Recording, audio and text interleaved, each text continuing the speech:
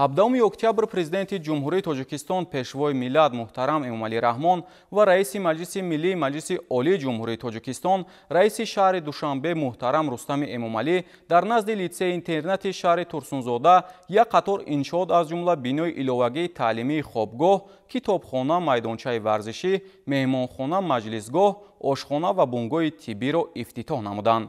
пешвои миллат муҳтарам Эмомалӣ Раҳмон шароити таҳсил ва буду бош дар литсеи интернати шаҳри Турсунзодаро дар сатҳи баланд арзёбӣ намуда, аз хонандагон омӯзиши илму ҳунар ва аз омӯзгорон омода кардани кадрҳои ҷавобгӯ ба талаботи бозори меҳнатро тақозо карданд. 17 октябр президенти ҷумҳурии Тоҷикистон пешвои миллат муҳтарам Эмомалӣ Раҳмон ва раиси Маҷлиси Миллии Маҷлиси Олии Ҷумҳурии Тоҷикистон, раиси шаҳри Душанбе муҳтарам Рустами Эмомалӣ дар назди литсеи интернати шаҳри Турсунзода як қатор иншоот аз ҷумла бинои иловагии таълимӣ, хобгоҳ, китобхона, майдончаи варзишӣ, меҳмонхона, маҷлисгоҳ, ошхона ва бунгоҳи тиббиро ифтитоҳ намуданд.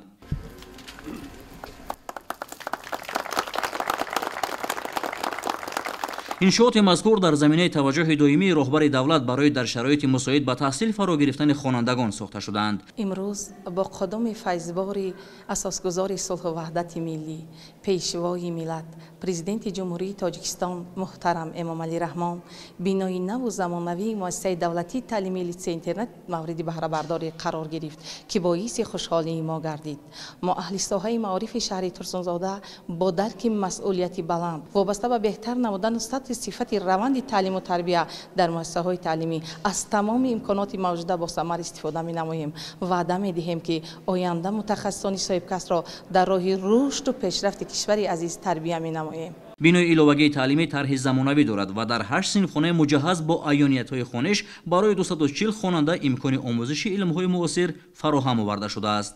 ман иштирокчии озмуни ҷумҳуриявии фуруғи субҳи донои китоб аст буда از روی نامیناسیای ادبیاتی معاصری تاجیک اشتراک نمودم و در دور منطقوی جای سوم را اشغال نمودم.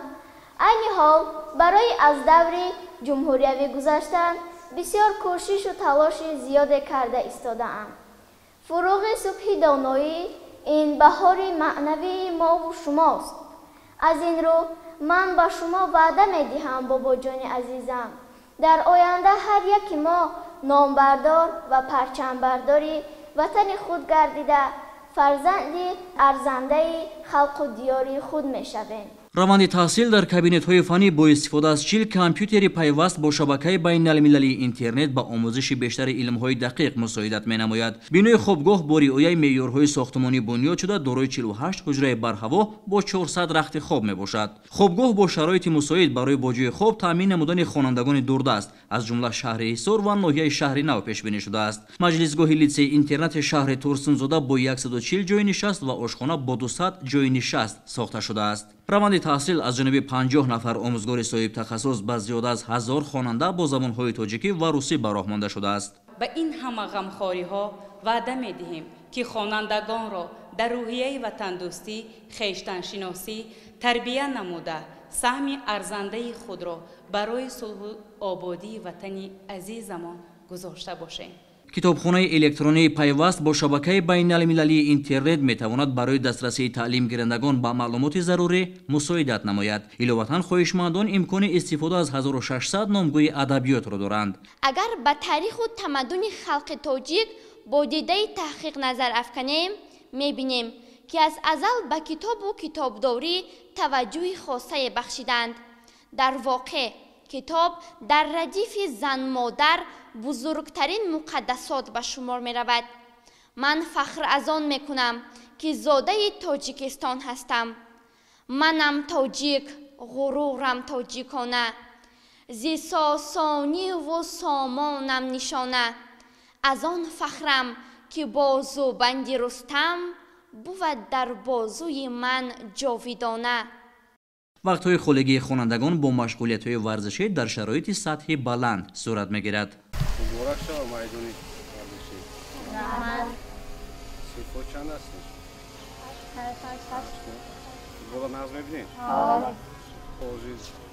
бозиҳои футбол байни бонувонам дар ҷумҳурии рус карда истодааст.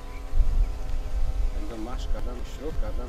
бунёди майдончаи варзишӣ метавонад дар тарғиби ташаккули тарзи ҳаёти солим ва ҷалби хонандагон ба бозиҳои волейбол ва футбол нақши муассир гузорад. таъсиси бунгоҳи тиббӣ ва фаъолияти шабонарӯзии кормандони соҳа фаврияти муоина ва кӯмаки аввалияи тиббӣ ба хонандагонро таъмин месозад. волидоне ки ба хотири шиносоӣ аз ҷараёни таҳсил ва огоҳ будан аз сатҳи донишу малакаи фарзандони худ ба литсеи интернат ташриф меоранд, метавонанд аз хизматрасонии сатҳи баланд дар меҳмонхонаи назди муассиса истифода намоянд. пешвои миллат муҳтарам Эмомалӣ Раҳмон шароити таҳсил ва будубош дар литсеи интернати шаҳри Турсунзодаро дар сатҳи баланд арзёбӣ намуда, аз хонандагон омӯзиши илму ҳунар ва аз омӯзгорон омода кардани кадрҳои ҷавобгӯ ба талаботи бозори меҳнатро тақозо карданд. иншооти мазкур ки бо иштироки пешвои миллат муҳтарам Эмомалӣ Раҳмон дар назди литсеи интернати шаҳри Турсунзода ифтитоҳ карда шуд, ба таъсиси 14 ҷойи нави корӣ замина фароҳам овард. дар ҳамин ҷо президенти ҷумҳурии Тоҷикистон пешвои миллат муҳтарам Эмомалӣ Раҳмон дар шаҳри Турсунзода 4 мактаби таҳсилоти миёнаи умумӣ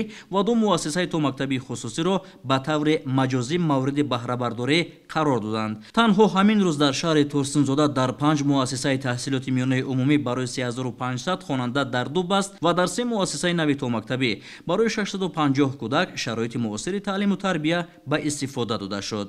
иттилоъ дода шуд ки барои фарогирии ҳарчи бештари кӯдакон ба таълиму тарбияи томактабӣ дар шаҳр сохтмони боз 8 муассисаи томактабӣ барои 1200 кӯдак идома дорад.